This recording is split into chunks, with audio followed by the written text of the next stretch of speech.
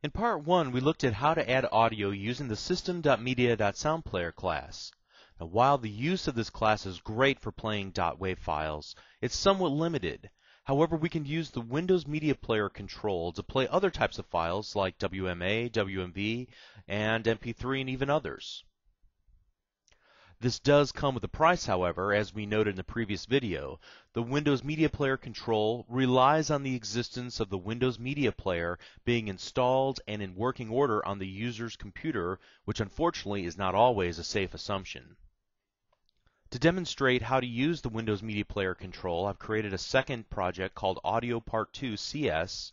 And one of the things that we'll have to demonstrate first of all is that the Windows Media Player control is not available in your toolbox by default. So you'll have to add it to your toolbox.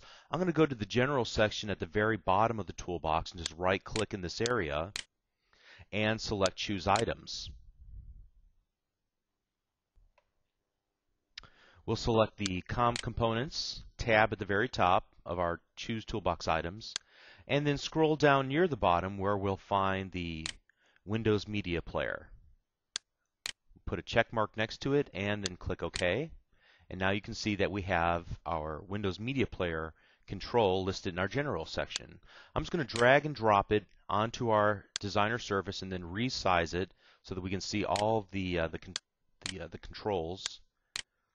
And then change the name of this to Windows Media Player. And now that I've added it to my form, I can work with it programmatically. Let's go ahead and move our toolbox and then take a look at the code that we've written for our application.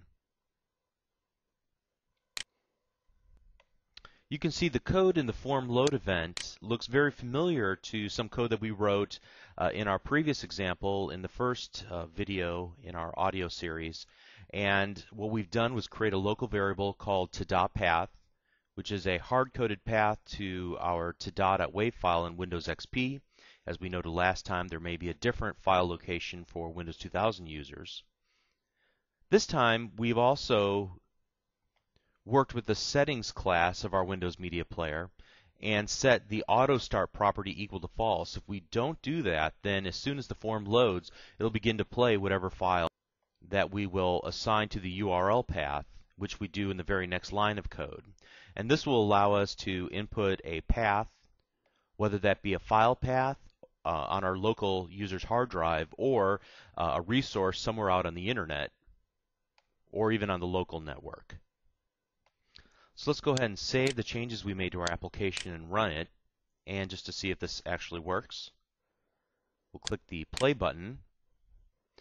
And again, I'm not sure that you'll be able to hear this in the recording, but in my headphones I heard the tada sound play one time.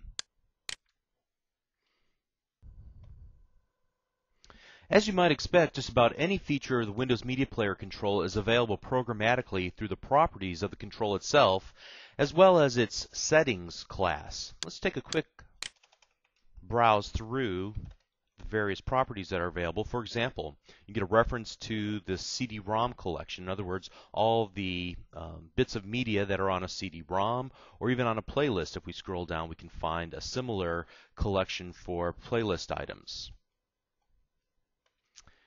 Media collection, and then also I think playlist collection. Through the settings class, we can, for example, set the balance. We can mute, select, and get retrieve information about the play count. We can allow the user to rate this bit of media, as you can do with the Windows Media Player, and then also adjust the volume.